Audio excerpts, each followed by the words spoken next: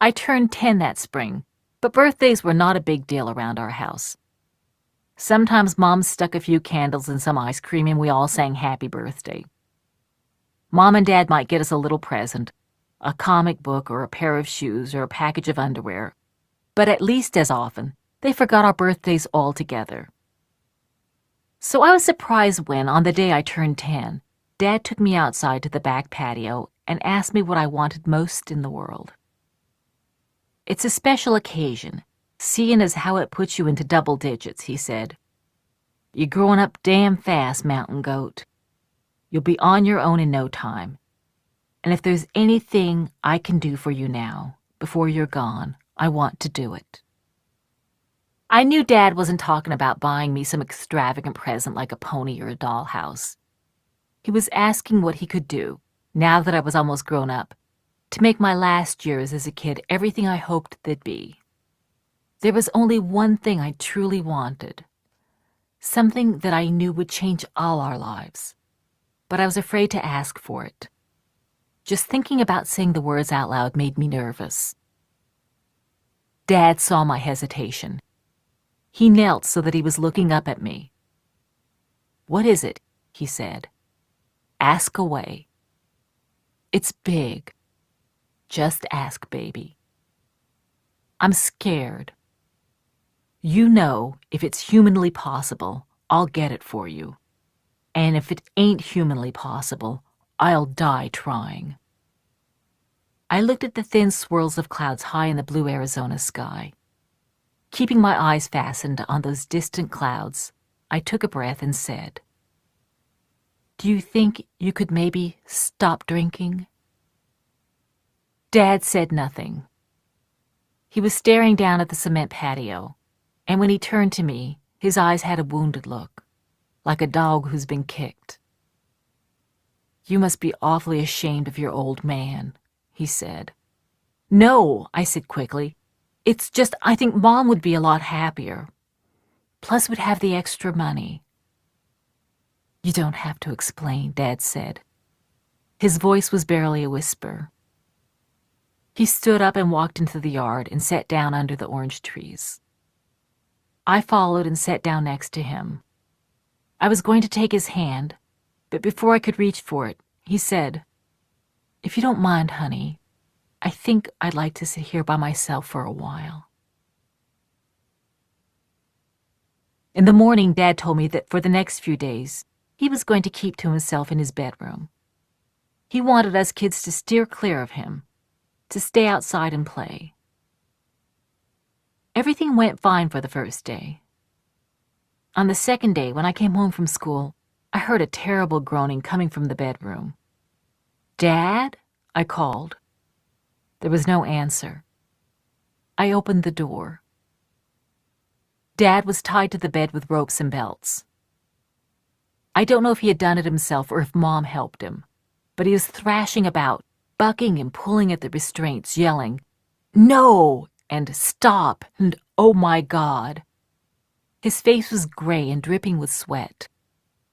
I called out to him again, but he didn't see or hear me. I went into the kitchen and filled an empty orange juice jug with water. I sat with a jug next to Dad's door in case he got thirsty. Mom saw me and told me to go outside and play. I told her I wanted to help Dad. She said there was nothing I could do, but I stayed by the door anyway. Dad's delirium continued for days. When I came home from school, I'd get the jug of water, take up my position by the door, and wait there until bedtime. Brian and Maureen played outside, and Lori kept to the far side of the house. Mom painted in her studio. No one talked much about what was going on. One night when we were eating dinner, Dad let out a particularly hideous cry. I looked at Mom, who was stirring her soup as if it were an ordinary evening, and that was when I lost it. "Do something," I yelled at her. "You've got to do something to help Dad." "Your father's the only one who can help himself," Mom said. "Only he knows how to fight his own demons." After the better part of a week, Dad's delirium stopped. and he asked us to come talk to him in the bedroom. He was propped up on a pillow, paler and thinner than I'd ever seen him. He took the water jug I offered him. His hands were shaking so badly that he had trouble holding it, and the water dribbled down his chin as he drank. A few days later, Dad was able to walk around, but he had no appetite and his hands still trembled. I told Mom that maybe I had made a terrible mistake, but Mom said sometimes you have to get sicker before you can get better. Within a few more days, Dad seemed almost normal, except he'd become tentative, even kind of shy. He smiled at his kids a lot and squeezed our shoulders, sometimes leaning on us to steady himself. I wonder what life will be like now, I said to Lori. The same, she said. He tried stopping before, but it never lasted. This time it will. How do you know? It's his present to me. Dad spent the summer recuperating. For days on end, he'd sit under the orange trees reading. By early fall, he had recovered most of his strength. To celebrate his new life on the wagon, and to put some distance between himself and his drinking haunts, he decided that the Walls clan should take a long camping trip to the Grand Canyon. We'd avoid the park rangers and find a cave somewhere along the river. We'd swim and fish and cook our catch over an open fire. Mom and Lori could paint, and Dad and Brian and I could climb the cliffs and study the canyon's geological strata. It would be like old times. We kids didn't need to be going to school, he said. He and Mom could instruct us better than any of those shit-for-brains teachers. You, Mountain Goat, can put together a rock collection, the likes of which has never been seen, Dad told me. Everyone loved the idea. Brian and I were so excited, we did a jig right there on the living room floor. We packed blankets, food, canteens, fishing line, the lavender blanket Maureen took everywhere, Lori's paper and pencils, Mom's easel and canvases and brushes and paints. What we couldn't fit in the trunk of the car, we tied to the top. We also took along Mom's fancy archery set, the one made of inlaid fruit wood, because Dad said you never know what wild game we might find in those canyon recesses. He promised Brian and me that we'd be shooting that bow and arrow like a couple of full-blooded Indian kids by the time we came back. If we ever came back. Hell, we might decide to live in the Grand Canyon permanently. We started out early the next morning. Once we got north of Phoenix, past all the tract house suburbs, the traffic thinned, and Dad started going faster and faster. There ain't no better feeling than being on the move, he said. We were out in the desert by now, the telephone poles snapping past. Hey, Mountain Goat, he hollered. How fast do you think I can make this car go? Faster than the speed of light, I said. I leaned over the front seat and watched the needle on the speedometer creep up. We were doing 90 miles an hour. You're going to see that little needle go all the way off the dial, Dad said. I could see his leg move as he stepped on the gas. We'd roll down the windows, and maps and art paper and cigarette ashes were whipping around our heads. The speedometer needle crept past 100, the last number on the dial, and pushed into the empty space beyond. The car started shuddering, but Dad didn't let up on the accelerator. Mom covered her head with her arms and told Dad to slow down, but that only made him press on the gas even harder. Suddenly there was a clattering noise under the car. I looked back to make sure no important part had fallen off, and saw a cone of gray smoke billowing behind us. Just then, white steam that smelled like iron started pouring out from the sides of the hood and blowing past the windows. The shuddering increased, and with a terrible coughing, clunking noise, the car began to slow. Soon it was going at no more than a crawl. Then the engine died altogether. We coasted for a few yards in silence before the car stopped. Now you've done it, Mom said. We kids and Dad got out and pushed the car to the side of the road while Mom steered. Dad lifted the hood. I watched while he and Brian studied the smoking, grease-encrusted engine and discussed the parts by name. Then I went to sit in the car with Mom, Lori, and Maureen. Lori gave me a disgusted look, as if she thought it was my fault that the car had broken down. "Why do you always encourage him?" she asked. "Don't worry," I said. "Dad will fix it."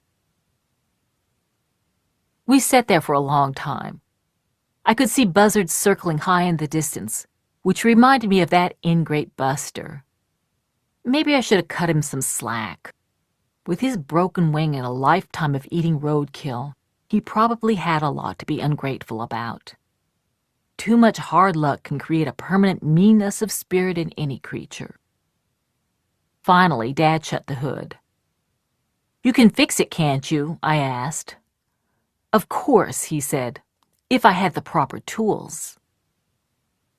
We'd have to temporarily postpone our expedition to the Grand Canyon, he told us. Our first priority now was to head back to Phoenix so he could get his hands on the right tools. "How?" Lori asked. "Hitchhiking was one option," Dad said, "but it might be hard finding a car with enough room to accommodate 4 kids and 2 adults. Since we were also athletic, and since none of us were whiners, walking home would be no problem." "It's almost 80 miles, Lori said. "That's right," Dad said. "If we covered 3 miles an hour for 8 hours a day, we could make it in 3 days." We had to leave everything behind except Maureen's lavender blanket and the canteens. That included Mom's fruitwood archery set. Since Mom was attached to that archery set, which her father had given her, Dad had Brian and me hide it in an irrigation ditch. We could come back to retrieve it later. Dad carried Maureen. To keep our spirits up, he called out, "Hup, 2, 3, 4," but Mom and Lori refused to march along in step. Eventually, Dad gave up, and it was quiet except for the sound of our feet crunching on the sand and the rocks and wind whipping off the desert. After walking for what seemed like a couple of hours, we reached a motel billboard that we had passed only a minute or so before the car broke down. The occasional car whizzed by, and Dad stuck out his thumb, but none of them stopped. Around midday, a big blue Buick with gleaming chrome bumpers slowed down and pulled onto the shoulder in front of us. A lady with a beauty parlor hairdo rolled down the window. "You poor people," she exclaimed. "Are you okay?" She asked us where we were going, and when we told her Phoenix, she offered us a ride. The air conditioning in that Buick was so cold that goosebumps popped up on my arms and legs. The lady had Lori and me pass around Coca-Colas and sandwiches from a cooler in the footwell. Dad said he wasn't hungry. The lady kept talking about how her daughter had been driving down the highway and had seen us, and when she got to the lady's house, had told her about this poor family walking alongside the road. And I said to my daughter, "Why, I can't leave those poor people out there." I told my daughter, "Those poor kids must be dying of thirst." Poor things. "We're not poor," I said. She had used that word one too many times. "Of course you're not," the lady quickly replied. I didn't mean it that way. But I could tell that she had. The lady grew quiet, and for the rest of the trip, no one said much. As soon as she dropped us off, Dad disappeared. I waited on the front steps until bedtime, but he didn't come home. 3 days later, while Lori and I were sitting at Grandma's old upright piano trying to teach each other to play, we heard heavy, uneven footsteps at the front door. We turned and saw Dad. He tripped on the coffee table. When we tried to help him, he cursed and lurched at us, swinging his fist. He wanted to know where that goddamn sorry-ass mother of ours was, and he got so mad when we didn't tell him that he pulled over Grandma's china closet, sending her fine bone china crashing to the floor. Brian came running in. He tried to grab Dad's leg, but Dad kicked him off. Dad yanked out the silverware drawer and hurled the forks and spoons and knives across the room. then picked up one of the chairs and smashed it on Grandma's table. "Rosemary, where the goddamn hell are you, you stinking bitch?" he yelled. "Where is that whore hiding?" He found Mom in the bathroom, crouched in the tub. As she darted past him, he grabbed her dress, and she started flailing. They fought their way into the dining room, and he knocked her to the floor. She reached into the pile of kitchen utensils that Dad had thrown there, grabbed a butcher knife, and slashed it through the air in front of him. Dad leaned back. "A knife fight, eh?" he grinned. "Okay, if that's what you want." He picked up a knife too, tossing it from hand to hand. Then he knocked the knife out of Mom's hand, dropped his own knife, and wrestled her to the floor. We kids pounded on Dad's back and begged him to stop, but he ignored us. At last, he pinned Mom's hands behind her head. "Rosemary, you're one hell of a woman," Dad said.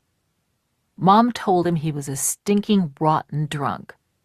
"Yeah, but you love this old drunk, don't you?" Dad said. Mom at first said no, she didn't. But Dad kept asking her again and again, and when she finally said yes, the fight disappeared from both of them, vanished as if it had never existed. Dad started laughing and hugging Mom, who was laughing and hugging him. It was as if they were so happy they hadn't killed each other that they had fallen in love all over again.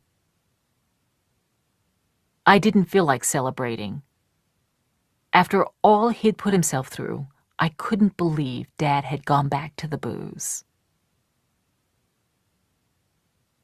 With Dad drinking again and no money coming in, Mom began to talk about moving east, to West Virginia, where Dad's parents lived.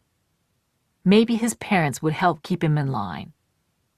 If nothing else, they could help us out financially, like Grandma Smith had done from time to time. "We'd love it in West Virginia," she told us. "We'd live in the forest and the mountains with the squirrels and the chipmunks. We could meet our Grandma and Grandpa Walls, who were genuine hillbillies." Mom made living in West Virginia sound like another great adventure, and pretty soon all us kids had signed on for the trip. Dad hated the idea, however, and refused to help Mom, so she plodded on her own. Since we had never retrieved the car or any of our stuff from the failed Grand Canyon expedition, the first thing Mom needed was a set of wheels. She said that God works in mysterious ways, and it just so happened that she had inherited some land in Texas when Grandma died. She waited until she received a check for several $100s from the company that was leasing the drilling rights. Then she went to buy a used car. A local radio station had a promotional broadcast once a week from a car lot that we passed on our way to school. Every Wednesday, the DJs and used car salesmen would rave on air about the incredible deals and the lowest prices around. To prove their point, they'd announce the piggy bank special, some car priced under $1,000 that they'd sell to the first lucky caller. Mom set her sights on a piggy bank special. She wasn't taking any chances on being the first caller. She went down with her cash and sat in the dealership office while we kids waited on a park bench across the street, listening to the broadcast on a transistor radio. The piggy bank special that Wednesday was a 1956 Oldsmobile, which Mom bought for $200. We listened as she took to the airwaves to tell the radio audience she knew a heck of a bargain when she saw one. Mom was not allowed to test drive the piggy bank special before buying it. The car lurched and stalled several times on the way home. It was impossible to tell whether it was Mom's driving or whether we had bought a lemon. We kids were not all that thrilled about the idea of Mom driving us cross country. She didn't have a valid driver's license for one thing, and she'd always been a terrible driver. If Dad got too drunk, she ended up behind the wheel, but cars never seemed to run right for Mom. Once we were driving through downtown Phoenix and she couldn't get the brakes to work, and she had Brian and me stick our heads out the window and scream, "No brakes, no brakes," as we rolled through intersections and she looked for something relatively soft to crash into. We ended up plowing into a dumpster behind a supermarket and walking home. Mom said that anyone critical of her driving could help with the task. Now that we had a car, she continued, we could leave the next morning. It was October and we'd been in school for just over a month. But Mom said we had no time to tell our teachers we were withdrawing or to get any of our school records. When we enrolled in West Virginia, she'd vouched for our scholastic achievement. And once our new teachers heard us read, they'd realize we were all gifted. Dad was still refusing to come with us. When we left, he said, he was going to head out into the desert on his own to become a prospector. I asked Mom if we were going to sell the house on North 3rd Street or rent it out. Neither, she said. It's my house. She explained that it was nice to own something for a change, and she saw no point in selling it just because we were moving. She didn't want to rent it either, since she was opposed to anyone else living in her house. We'd leave it as it was. To prevent burglars and vandals from breaking in, we'd hang laundry on the clothesline and put dirty dishes in the sink. That way, Mom pointed out, potential intruders would think the house was occupied and would be fooled into believing that the people who live there might come home any second. The following morning, we packed up the car while Dad sat in the living room sulking. We tied Mom's art supplies to the roof and filled the trunk with pots and pans and blankets. Mom had bought each of us a warm coat at the thrift store so we'd have something to wear in West Virginia, where it got so cold in the winter that it snowed. Mom said we could take only one thing, like the time we left Battle Mountain. I wanted to bring my bike, but Mom said it was too big, so I brought my geode. I ran into the backyard and said goodbye to the orange trees, and then I ran out front to get in the Oldsmobile. I had to crawl over Brian and sit in the middle because he and Lori had already staked out the window seats. Maureen was in the front seat with Mom, who had started the engine and was practicing her gear shifts. Dad was still in the house, so I leaned over Brian and shouted at the top of my voice. Dad appeared in the doorway, his arms folded across his chest. "Dad, please come, we need you," I hollered. Lori and Brian and Mom and Maureen all chimed in. "We need you," we shouted. "You're the head of the family. You're the dad. Come on." Dad stood there looking at us for a minute. Then he flicked the cigarette he was smoking into the yard, closed the front door, loped over to the car, and told Mom to move aside. He was driving.